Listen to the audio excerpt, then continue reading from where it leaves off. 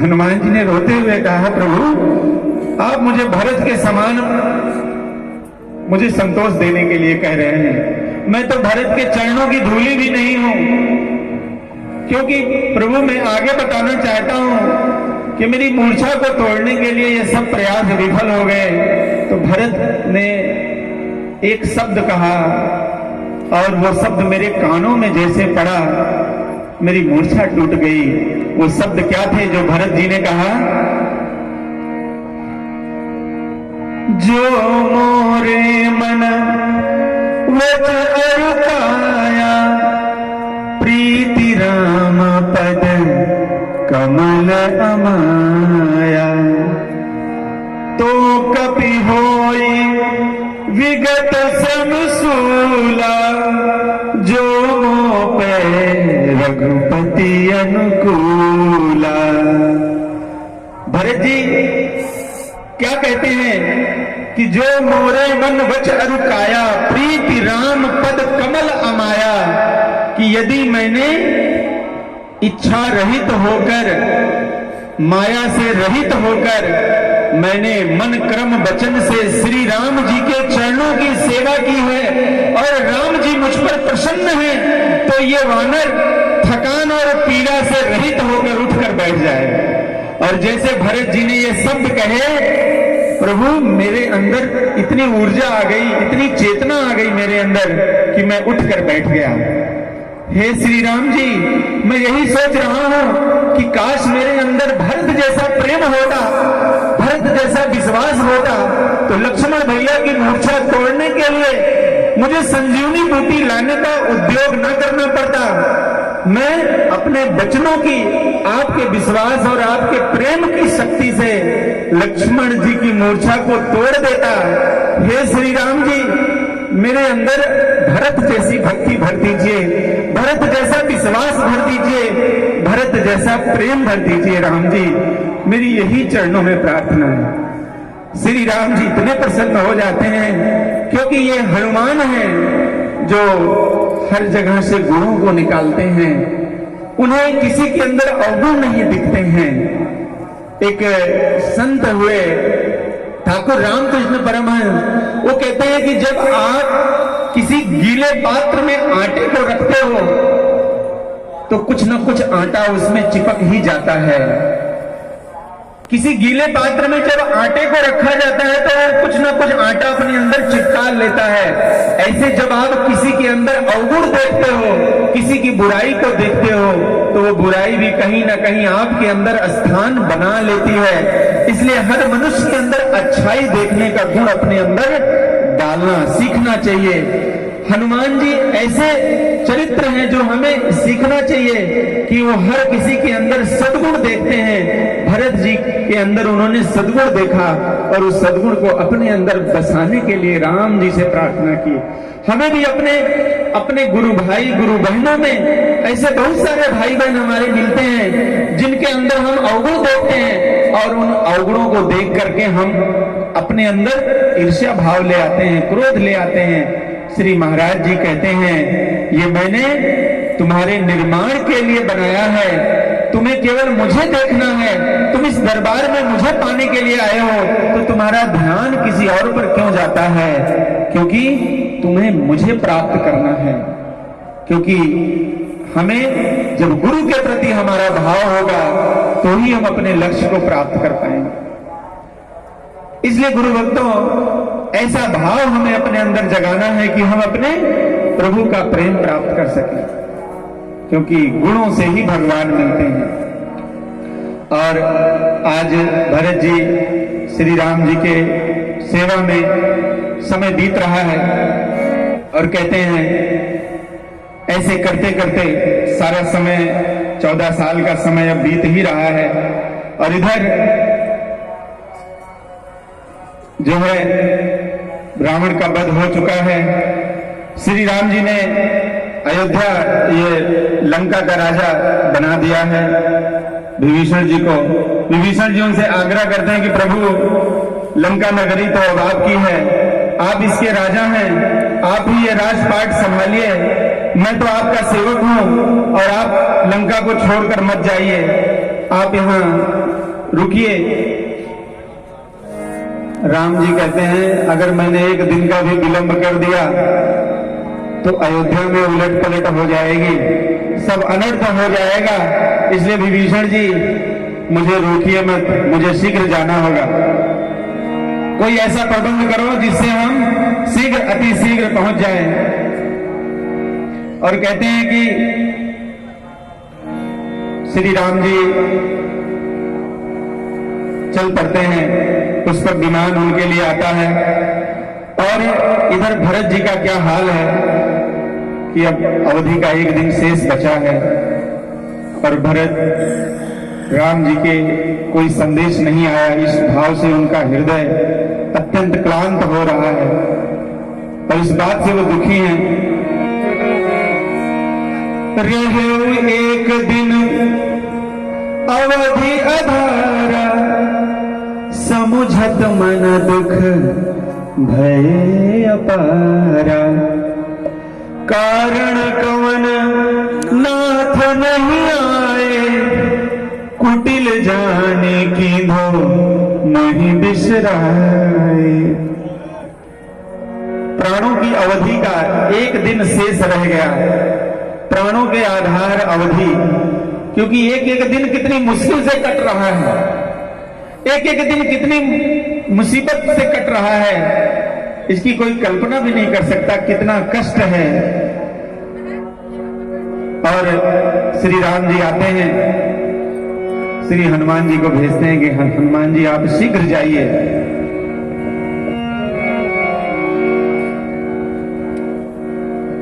भरत जी क्योंकि दुखी हो रहे हैं, लगता है कि मुझे कुटिल जान करके मेरे स्वामी ने मुझे भुला दिया है, क्योंकि अब एक ही दिन बच गया। अगर उन्हें आना होता तो कोई सूचना जरूर भेजते। अब अगर मैं जिंदा रहूं तो मेरे समान अधम इस संसार में कौन होगा।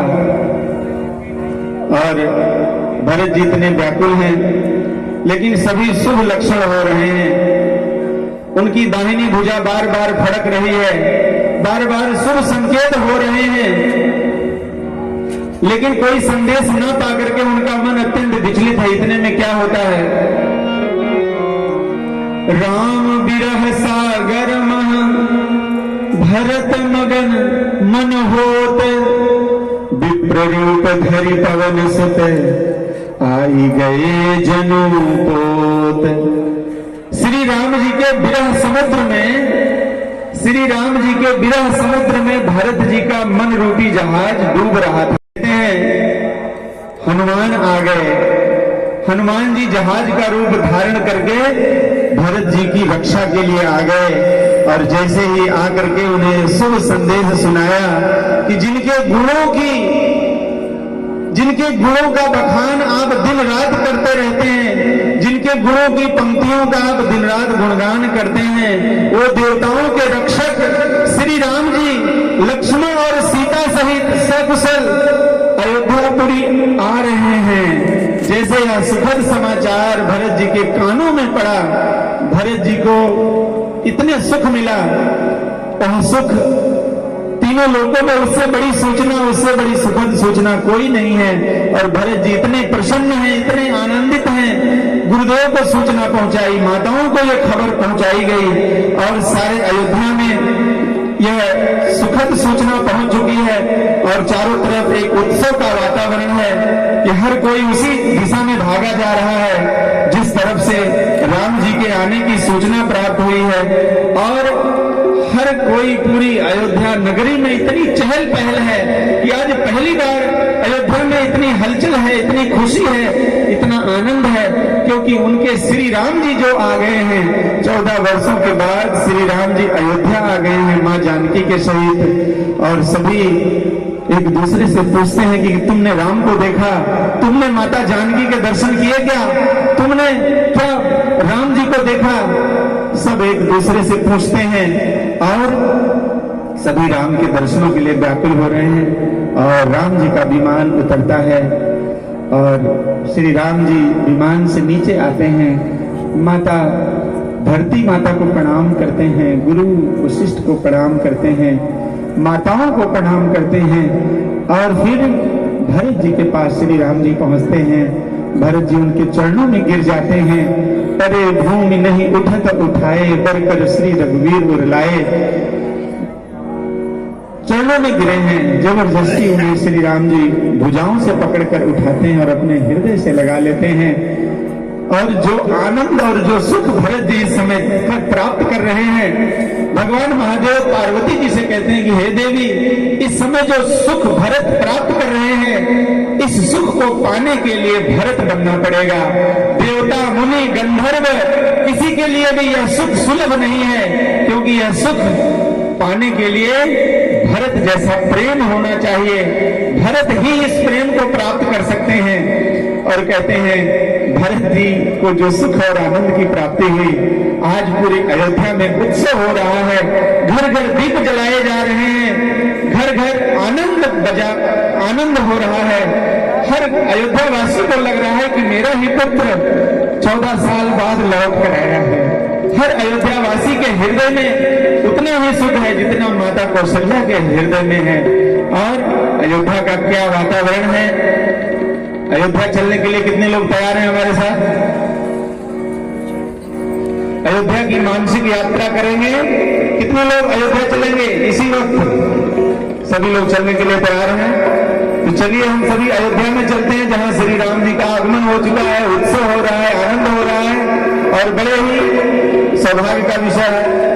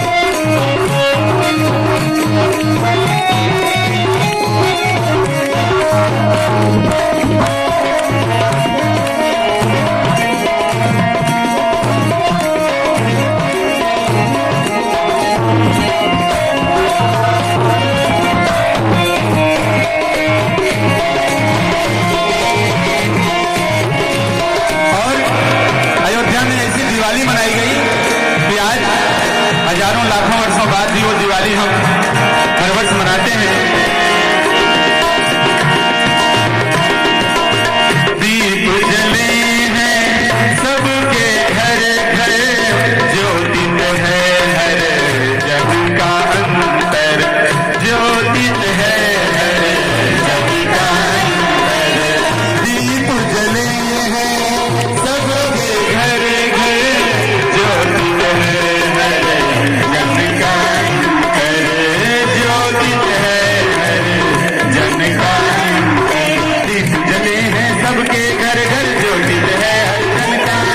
दीप जले हैं सबके घर घर, ज्योतित है हर जन का। फर्ज निभाकर राम ने जग में, फर्ज निभाकर राम ने जग में सुंदर दीप जलाई, फर्ज निभाकर राम ने जग में सुंदर दीप जलाई।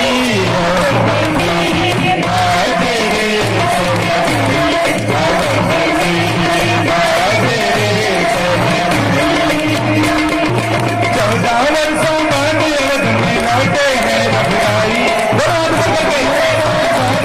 में लौटे हैं रघुराई। हाँ, 14 वर्षों बाद अवध में लौटे हैं रघुराई।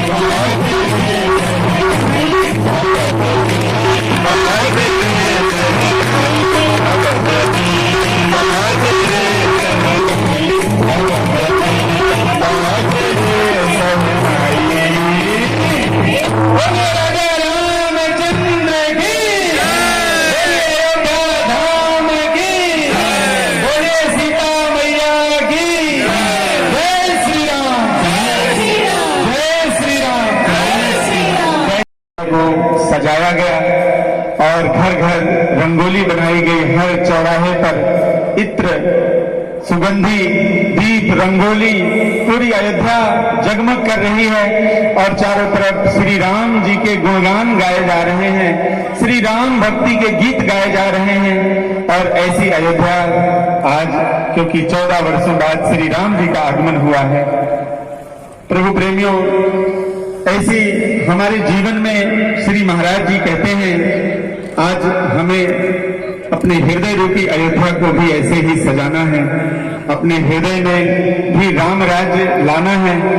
क्योंकि जब तक अंदर का रावण नहीं मरेगा, अंदर के विकार और बुराइयां नहीं खत्म होंगी, अंदर ज्ञान का दीप नहीं जलेगा, क्योंकि यह सारा जो सिस्टम था, इसको ठीक करने का काम गुरु का था। गुरु ने ही उस व्यवस्था, उस अव्यवस्था में भी व्यवस्था बनाई। गुरु के चरणों के प्रभाव से ही सब कुछ ठीक हुआ। श्री राम जी विजयी हुए और भरत जी को उनके प्रेम आधार श्री राम जी की भक्ति प्राप्त हुई।